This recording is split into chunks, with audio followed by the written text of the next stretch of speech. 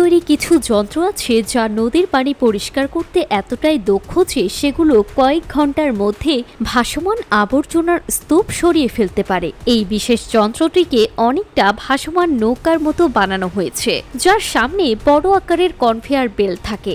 নৌকাটি পানির মধ্যে ধীরে ধীরে এগোতে থাকে, আর কনভেয়ার বেল্ট পানির উপরে থাকা প্লাস্টিকের বোতল, পলিথিন, কাঠের টুকরো কিংবা অন্যান্য ভাসমান আবর্জনা সংগ্রহ করে থাকে। পরে এসব পত্র নৌকার ভেতরে সংগ্রহস্থলে জমা হয়, যা তীরে নিয়ে গিয়ে সঠিকভাবে নিষ্পত্তি করা হয়। এ ধরনের যন্ত্র ব্যবহারের মূল উদ্দেশ্য হল নদী ও খাল-বিলের পানিকে পরিষ্কার রাখা, যাতে দূষণ কমে এবং পরিবেশ সুরক্ষিত থাকে।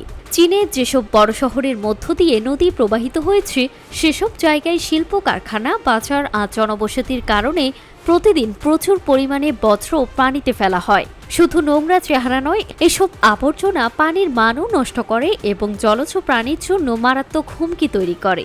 মাছ, কচ্ছপ কিংবা জলচর পাখি অনেক সময় এসব প্লাস্টিক গিলে ফেলে, যা তাদের মৃত্যুর কারণ হয়ে দাঁড়ায়।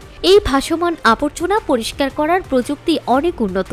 নৌকাগুলো সাধারণত সৌরশক্তি কিংবা জ্বালানি দিয়ে চালিত হয় এবং এতে সেন্সর লাগানো থাকে, যাতে চালক সহজেই ঘন বর্জ্যের এলাকা চিহ্নিত করতে পারে। বেল্টের গতি ও কোণ সমন্বয় করে যে কোনো আকারের আবর্জনা সংগ্রহ করা সম্ভব হয়। এছাড়া নৌকায় থাকা ফিল্টার ব্যবস্থা পানিতে মিশে থাকা ছোট ছোট বর্জ্য আলাদা করে ফেলতে পারে, যা খালি চোখে ধরা পড়ে না। চীনের কয়েকটি বড় শহরে ইতোমধ্যেই এই যন্ত্রের ব্যবহার শুরু হয়েছে এবং এতে নদীর পানির গুণগত মান উন্নত হয়েছে। স্থানীয় প্রশাসন নিয়মিত এসব নৌকা ব্যবহার করে পানিকে পরিষ্কার রাখছে, যাতে শহরের বাসিন্দারা দূষণমুক্ত পরিবেশ পায়। একই সঙ্গে এটি পর্যটন খাতেও ইতিবাচক প্রভাব ফেলছে, কারণ পরিষ্কার নদী শহরের সৌন্দর্য বাড়ায় এবং দর্শনার্থীদের আকর্ষণ করে। বাংলাদেশেও যদি পদ্মা, যমুনা বা বুড়িগঙ্গার মতো নদীতে এমন ভাসমান বর্জ্য সংগ্রহকারী নৌকা চালানো হয়, তবে পানি দূষণ অনেকটাই কমানো সম্ভব।